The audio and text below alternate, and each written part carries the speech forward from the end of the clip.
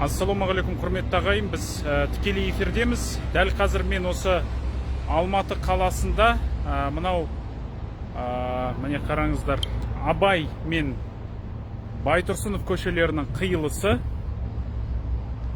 Абай мен Байтұрсынов көшелерінің қиылысында орналасқан мынау Балуан Шолақ атындағы спорт сарайы. Мен қазір кішкене Алматыда енді күн шақырайып тұр. Күн өте ыстық бүгін. Соған байланысты міне қараңыздар. Мынау Алматыдағы Балуан Шолақ атындағы спорт сарайы. Яғни Абай мен Байтұрсынов көшелерінің қиылысында орналасқан. Сіздерге көрсетейін. Тура осы жерде, тура осы алаңда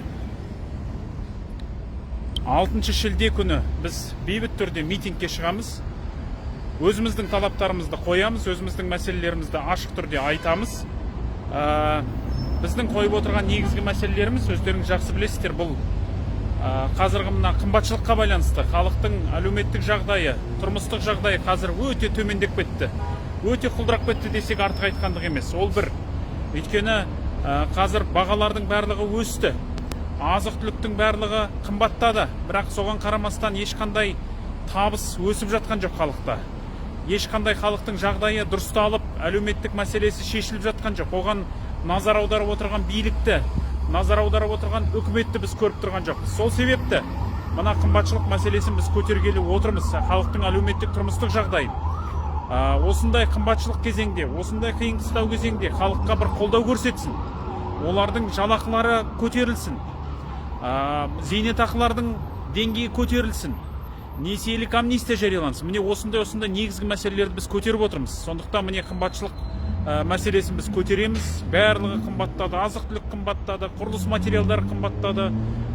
Бүкіл халыққа керек жарақты дүниелердің барлығы аспандап тұр. Міне осы қымбатшылыққа қарсы наразылығымызды, сөзімізді айтуымыз тиіс деп есептейміз. Бұл әрбір Қазақстанның азаматына қатысты мәселе, әрбір азаматтың басындағы проблема деп есептеймін. Одан кейінгі үлкен проблема ол әрине Қытайдың экспансиясы. Яғни қазір Қытайдың 56 зауытын Қазақстанда салу мәселесі жан жақты қазір талқыланып жатыр, көтеріліп жатыр. Сондықтан біз Қытайдың осы 56 зауытын Қазақстанда салуға болмайды.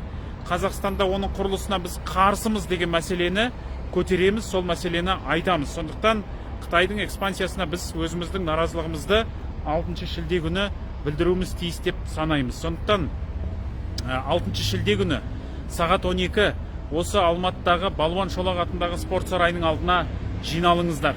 Осы жерде біз митингімізді өткізейік, наразылығымызды білдірейік, қарсылығымызды айтайық. Еш уақытта билік мына сіздердің сөздеріңізді үйде отырсаңыздар тыңдамайды. Ас үйде отырып күңкілдегеннен тыңдамайды. Тек қана осындай алаңдарға шығып, осындай қаланың орталығындағы көшелерге шығып, талаптарыңызды қойсаңыздар, мәселелеріңізді қозғасаңыздар, сол кезде ғана біздердің халықтың мәселесі шешіледі деп санаймыз. Сондықтан 6 шілде күні қалмаңыздар, келіңіздер, осы алаңға шығыңыздар.